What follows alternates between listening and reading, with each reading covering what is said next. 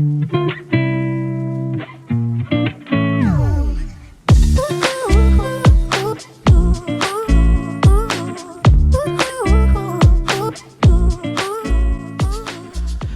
is going on, guys? We're back here with another video. I know it's been a nice little while since I've uploaded at least a commentary video, but it's just been I just want to keep you guys updated what's been going on.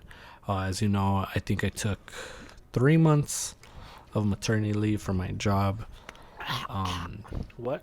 All I could really do during that time was play some God of War when I could, and just save those recordings, for later. So right now, that's what you guys are seeing, a bunch of my pre-recorded videos, being uploaded.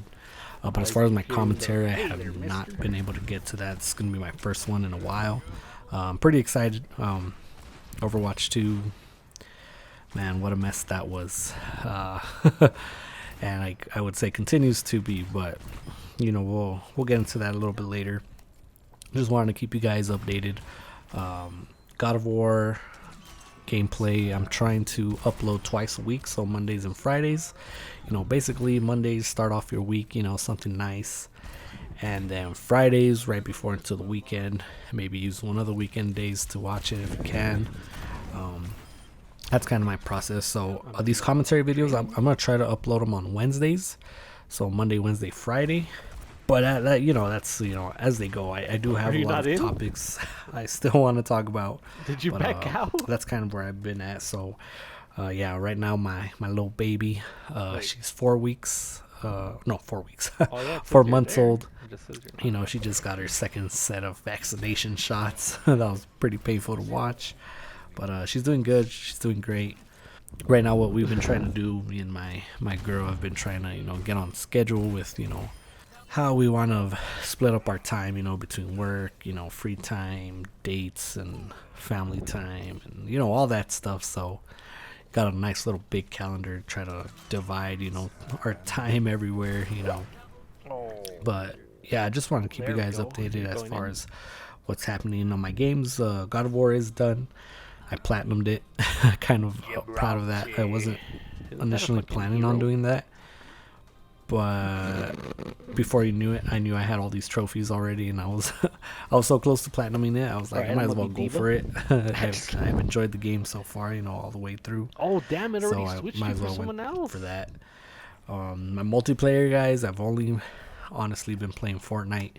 It's the only game I'm really having fun right now. With a little bit of Overwatch sprinkled in. I just don't know with this news, how I feel about, spending my time there. Warzone 2 got a little bit of an update as far as, ranked play. But I'm still trying to hear, how that turns out. I said I would not play that game until I hear good things come out. So if that ends up popping off, making it pretty popular, and I know cheaters are non-existent, not really non-existent, but at least start damaging the game as much as they were. I'll hop back on that if need be. But right now Fortnite's only multiplayer. Red Dead 2, this is a shout out to the Saint V. He's been wanting me to play this game forever, and honestly I don't even know why I didn't play it. It's on a lot of people's top video games list, and it's just one of those games that just slipped by, I guess. I don't know. Thinking I was in the deep middle of school, because there's really no explanation why I would miss a game like that, especially because Red Dead 1 was one of my favorite games. Really loved the story, the gameplay, Western Grand Theft Auto basically. And lastly, I am playing a little bit of Hogwarts Legacy, but I want to get through Red Dead 2. I am enjoying it a lot. I'm very curious about the story. But yeah, that's kind of what I've been playing. Also in the future, I do plan on streaming. You guys might have seen I put up a little questionnaire, seeing what game I should stream next. And that kind of goes into our topic for today, because I don't know if I was going to wait till October to really set up, I want to give myself a nice amount of time to set up everything to start streaming for real. But if it comes sooner than that, like in the summer, I'm talking July, August, I wanted to do Jedi Survivor, which is the one that won. The other ones were Resident Evil 4 remake and the Dead Space remake. But I really want to save those for for Halloween time, October time. Thinking about doing a series like that. But well, here we go into this topic, man. Oh damn, dude! I haven't played this. I don't know what it is with these games. Still, guys, I've been preaching this for a while about games being released unfinished, and we got two bangers this month. Redfall, which, oh my god, Arcane Studio, what the fuck? The hell's this bitch? What the literal fuck? I gave you guys the game of the year in Deathloop. So good, I even went back and played the Dishonored series for you guys to release that trash. Now I know it's probably, I can't. It's one of those where they got so much of my backing and loyalty that I refuse to believe that that's the game that they wanted to make and put out. It just doesn't make sense. They've put out some of the greatest, Good shit, Jake. If you've played games like Dishonored and Deathloop,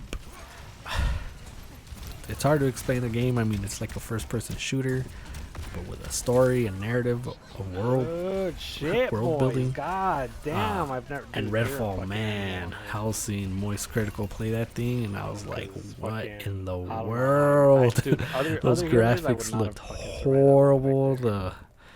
The AI was disgustingly bad, at least for being in 2023. It's insane with that game, how Arcane released that game. And Jedi Survivor, which is the game I was supposed to stream, good thing I didn't get it, because I would have had to have bought it for PC to stream on my PC. And it was virtually almost unplayable on PC. I know Moist and a lot of other people I watch on YouTube, play what they could through it, but even then there's a lot of bugs and glitches. Man, it's just unacceptable, man. I'm really worried for Starfield, because Bethesda games are just known to drop with bugs, and there is gonna be bugs. I know it. There's no way they launch perfectly. But I look at Zelda Tears of the Kingdom, which is my next bullet point here. What in the world? These guys are on a literal outdated system. The Switch is outdated currently as far as to Xbox X and PS5 standards. And look at these guys. I'm sorry, I don't know the developers of it, but I gotta give them their props. This is twice now, with the first one and the second one at least releasing with, I don't want to say no issues whatsoever, but I haven't heard anything about it, just how great of a freaking game it is. Nintendo EPD. Well, Nintendo. I guess I gotta give props to Nintendo themselves, because wow, and guys, this is crazy. I have not played Breath of the Wild, and I will not play Tears of the Kingdom until I play Breath of the Wild. I know that's crazy, but I recognize all the praise, just like Elden Ring. I recognize all the praise that a game gets, completely understandable, that it's in a lot of people's lists and hearts. Dude, some of the best games ever made. And you just got to give them props, in a world where they're releasing it on the Switch. I don't know what they're doing, but they're doing something right. Developers, publishers, take some notes. Almost did more healing than damage. Very wild, what they're doing, and I do have a Switch Lite. I'm waiting for an upgraded Switch to come out, and if that never happens, I guess OLED screen is gonna have to be, but yeah, it's just crazy. So not to this Overwatch 2. Oh, look, salt. Overwatch 2, guys. I remember when this game, I'm not sure how far into launch it was, the original Overwatch 1, but I remember I saw a bunch of characters and just a little smidge of kind of cinematic trailers and cinematic story stuff. And you start getting into the lore a little bit of all the characters, and you start seeing, there's actually a world here, there's a story here, and take off the mercy. That's what hooked me. Besides the fact that it was such a fun competitive multiplayer game to play, I started really getting into the characters and the story. I know there wasn't much of it, but it gave me just enough to like be intrigued, kind of speculate and talk about this or that. Yeah, eventually, just kind of faded away, and I think that's what happened with Overwatch as a whole. It did kind of fade away, and that's when they started talking about Overwatch 2. And I would like to believe that they decided to put Overwatch 2, actually they said it, to try to implement more PvE story-based things. To me, that decision had to have been made because they were obviously losing players, but the players they needed to get back were the ones like me who wanted more story. And they had go look at, if you can look it on YouTube, go look at Reinhardt's his story. Reinhardt, go look at his story. It's freaking great, man. It's beautiful, and it's one of those like, damn, that has some substance. I guess they wanted to do more things like that and get back players like me who, wanted more of that and to play more of that. And they told us that they were gonna bring more PvE, and then they just decided to go back on their word. And this is the most damnest thing to me, because I know it's free to play, but they offered where you can pay for it. They basically said, hey guys, we're gonna release what we got. We get you guys later, but here's a little bundle that you guys can buy, if you want to support. And to me, this is worse than an initial release fail, because not only were they charging people, but they were basically promising a game mode that, hey, God, that was pick gross. up this game, don't worry, that stuff will come later. Imagine, that's why I wanted to do that. Imagine Choose of the Kingdom said, we're gonna release what we got, we'll get you guys later with the second half of the story, or something. And so it releases, people get hyped for what is there, and then they said, psych, we have no more plans to do that anymore, unfortunately. It's like worse than a pre-order fail, because at least they can fix it. They're straight up saying they're no longer gonna go back to it. And what's the difference now with Overwatch 2 and Overwatch 1? Literally a couple maps and a couple characters that I'm pretty sure were already in development for Overwatch 1. Oh my gosh, it's so sad. It's so sad. And I know it's just PvE, but for someone like me who invested, put in a little bit more time into Overwatch 2, I'll take the blame on that one. For the hopeful one day more PvE being added. Man, they can do so much with PvE, and they just said we're not going to continue. I know they basically said they're going to continue trying to do little story arcs here and there, but Overwatch 1 did that already. There's literally story tidbits and little mini clips of the Overwatch story. It's no different anymore. Now it's mostly the same characters, mostly the same gun, or the same abilities, the same maps with a couple added on top, which I'm pretty sure would have been released for 1. And yeah, when they would introduce a new character, they would give them a little story mini clip background, showcase. So there's literally nothing different now. I know they released some kind of roadmap of where they're going, and it's just sad. It's just sad because I was one of those players. I mean, I'm not gonna lie, I didn't buy that bundle, but I'm glad I didn't, because you're basically giving them your money in hopes of what one day they said they were gonna promise and put out, and now they're not. And it's unfortunate. This makes me think about a game like Fortnite. Not saying they didn't have their flaws. We all know Fortnite spiked really high and many considered to think that they fell. But when you think about it, of course, you're not going to be at the top forever. But it makes me think about how great of a game that game is, as far as their marketing,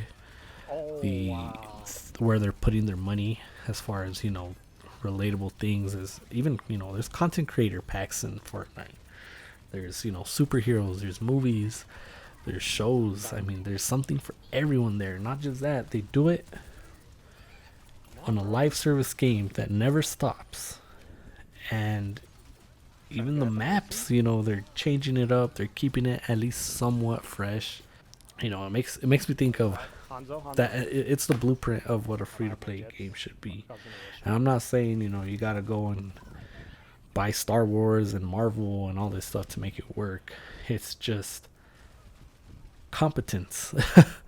It's very good competence as far as where they're putting their money. If they're putting it in development, to their week-to-week updates, if they're putting it, into the background, they're really utilizing their resources how I feel you should, keeping people interested and engaged. Why would he do that? What a And dumbass. it really is a blueprint for all live service games. I hope Sony's taking notes, because Sony's, they're on the come up when it comes to live service. They're about to introduce some stuff, and I hope they can learn from the bad live service games and the good ones. But thank you guys for listening. We still got a lot to come. Like I said, Wednesdays I'm gonna try to be pumping out these videos a little bit more. Very excited for it. Still excited for the future. I hope you guys join me. And if you have any topic ideas, let me know. Put them in the description below. I'll try to get to as much as I can. But until next one, guys, appreciate you guys. Thanks for watching. Life is good, no matter what. Life is good. Let you guys down. Sure, baby. Spot. Come on, bro. Give me my freaking. Give me my ult. Give me my ult. Oh, bro. Check out this beauty, bro. Check out this beauty. Just had to aim it right in the hole, right in the crack. Boop. 1, 2, 3, 4. Yeah. Oh.